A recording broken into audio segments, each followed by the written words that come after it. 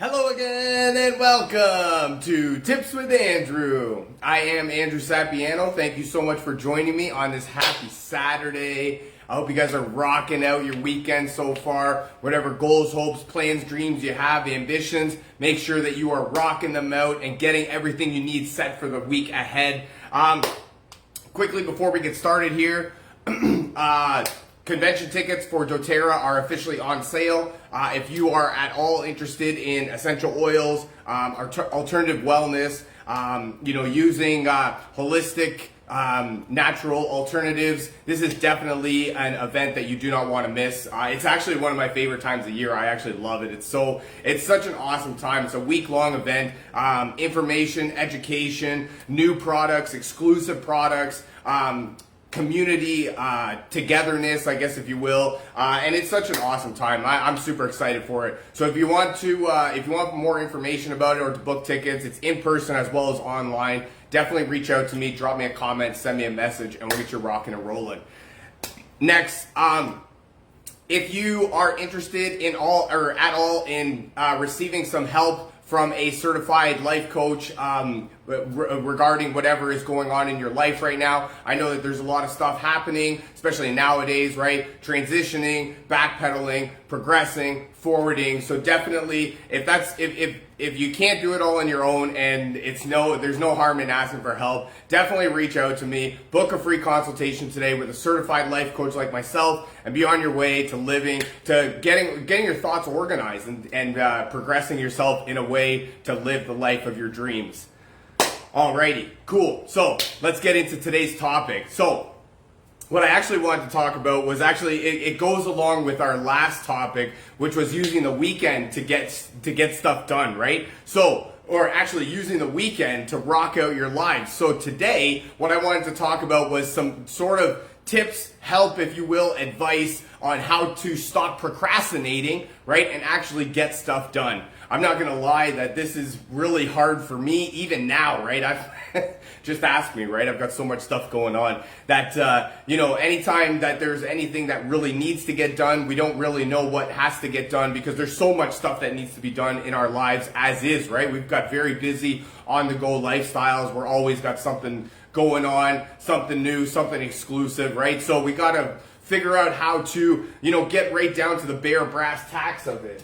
Got that plugged in. And to, figure out what's actually going on in our lives and to be able to put it in, organize it in a way that actually helps us progress further. So that's where I wanted to come on, give some tips that help me to stop procrastinating and get stuff done.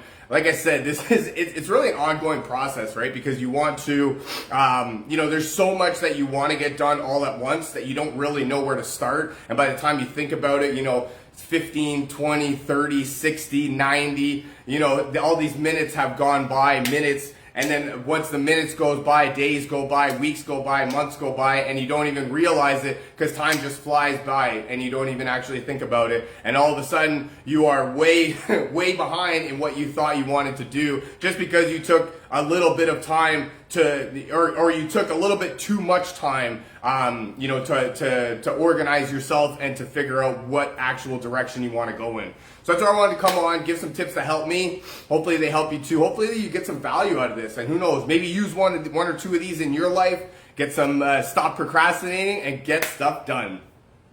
So the first thing that I have here is to watch your distractions. And this is actually prevalent now more than ever in history, right? Because we've got so much distractions, social media, TV, now there's Netflix and Disney and Amazon and all those. There's so many more streaming services that you can't even really count, right? And now not only that, but people have done away with commercials, right? So TV stations that used to just be on TV, City TV, Sports Network, and shows, I guess they would be stations like that are now moving to the online world, the streaming service, so that they can actually go without commercials because we don't want to be interrupted by commercials because we want to just watch what we want to watch, right?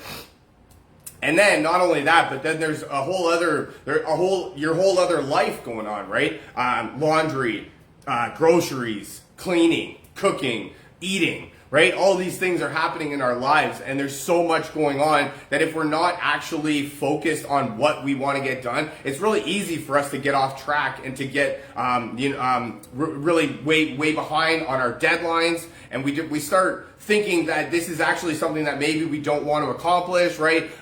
The initial excitement and motivation is sort of tailing down, and you're really grasping at straws to try and get it back. So that's really the first and really one of the the biggest things that you can do is just watch your distractions.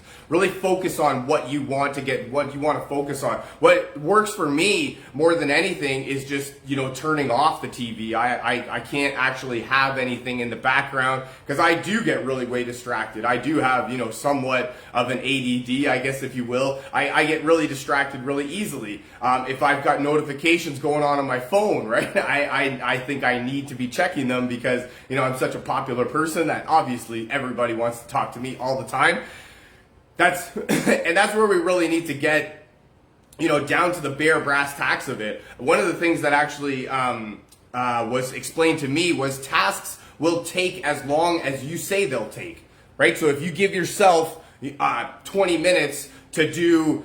Actually, this was actually one of the funny things is that you actually can train your brain into doing things in a specific amount of time. So if you're folding laundry, for example, or doing dishes, and you only give yourself 20 minutes and you just stop right then, right at the 20-minute mark, you set your timer, 20 minutes, you stop, then all of a sudden, like at this point, you're just like, give me 2 more minutes, I can fold a couple more things, all sorts of next stuff. But what it actually does is training your brain to know that you've only given yourself 20 minutes to be able to do that specific task, and that's as long as it will take. It's actually a very fascinating phenomenon, and just another layer of context to your brain, and it's such a magnificent tool if we can just learn to harness it and use it the way that to actually progress our lives instead of holding us down.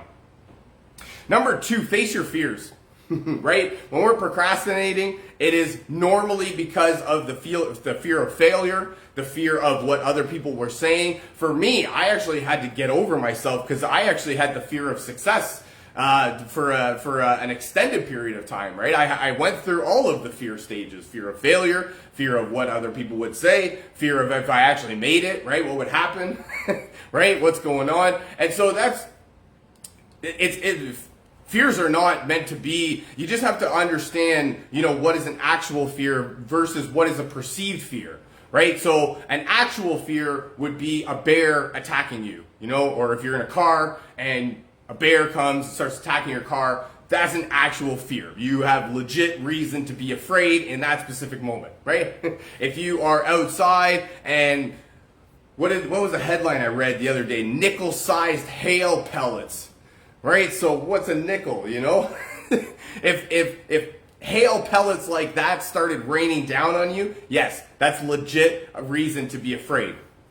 But because of what you think might happen, or not only that, but see, this is where I really have to think to myself when I start being afraid of what other people will say about me is, did anybody say anything in the first place? Right? Did somebody come up to me and say, what you are talking about has 0 impact on anybody's life and nobody will ever care about what you have to say? Right? That sounds like a legit reason to be afraid to talk to other people, I would say, yeah. But unless anybody's actually come up to you and said that, that's not a reason to be afraid of what other people might say. The fear of failure, this is one of the things that we have grown up with, right? If we go to school and we make a mistake, that's it. The teacher is down on you, right? And everybody in your class thinks that you're, second level, and nobody really cares to think about what you're thinking about because you got 3 wrong on your test instead of getting all of them right. So we grow up into thinking not only that, but then what happens is life happens, right? So the bills start coming in, we have to start paying for things on our own, we move out of our parents' lives, right? And then we have to start providing for ourselves.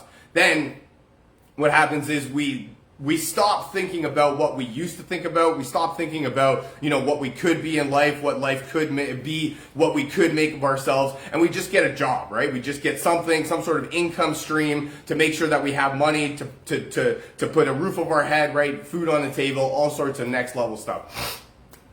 So, but that's where I'm talking about, in the sense that we don't have to be afraid to fail, right? One of the quotes that I'm reading in one of the courses that I'm taking is fail fast and fail often, right? So you learn things from failure, and you need to fail more often in order to learn more things. What you learn is what not to do, right? Or maybe a way of thinking that didn't work that time. So when you fail lots and you fail often, you learn how to do the right things. You eventually learn how to get it right.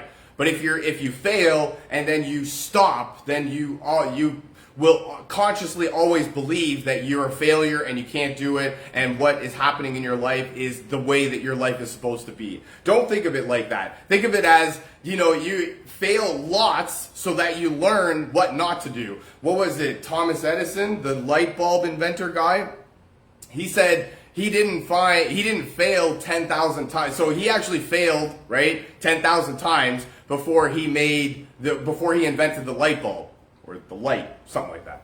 But he said that he didn't find 10,000 ways, or he didn't fail 10,000 times. He actually found 10,000 ways that didn't work. And he found the one that did, and the rest is, as they say, history. So that's really what you need to think about, right? What you're afraid of is more often than not a perceived fear, and your brain will make it seem like it's a lot bigger deal than it normally is. Unless a bear is attacking you, or your plane is crashing down, or, sometimes there's legit fears in life.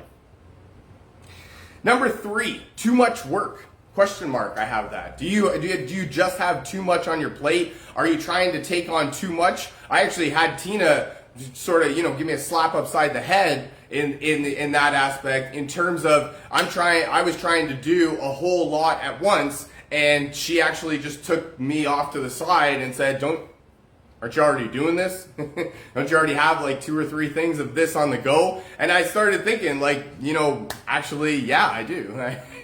And I'm just looking for that, that new shiny object. They call it shiny object syndrome. And I'm just looking for that new, shortcut. And I'm looking for that new cool way to do things, right? Instead of the things that I already have and the things that I'm already working on, just work those, right? There was a quote that I actually used earlier today was, the plan works if you work the plan.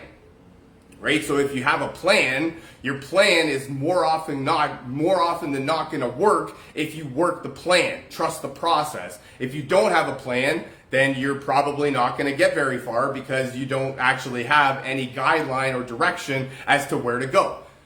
So this is where we need to realize in our lives right now, do we actually just have too much stuff going on? We just have too much in our lives that we're able to accomplish at the current moment, right? If you've got, I'm just throwing things out there, right? If you've got work and laundry and groceries and meal prepping and soccer practice and hockey practice and ballet dancing and then you've got chess club, and you're trying to get your real estate license, and you're trying to get your life insurance course, and you're trying to look for a new job, and you're trying to, focus on and that's what I mean, right? You can get a lot of stuff going on, and we need to focus on what we're actually doing, and if the stuff that we're doing is actually progressing us in a way that we actually want to be going, or if we're just piling on more stuff. Tina actually said a good thing to me the other day was,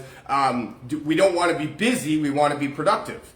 Right? And that's huge right there. We can always have so much stuff going on that we're way too busy to even do anything in our lives, right? Too busy to even shower, brush my teeth, because I got so much going on. But if we're not actually being productive, and we're not actually pulling ourselves in the direction that is beneficial to our lives, and we're actually just driving ourselves into a rut and overworking ourselves, and stress, anxiety, and all that stuff, and overwhelm and anger, that's not a good place to be. I don't think so. So that's where we need to just really take stock of our lives and understand, are we procrastinating because there's just too much going on, and or are we procrastinating because we're lazy and we just have no motivation, or are we procrastinating because we just have way too much going on in our lives and we just have no idea where to start, and all of a sudden a week has passed, a month has passed, a year has passed, and you haven't even actually opened that book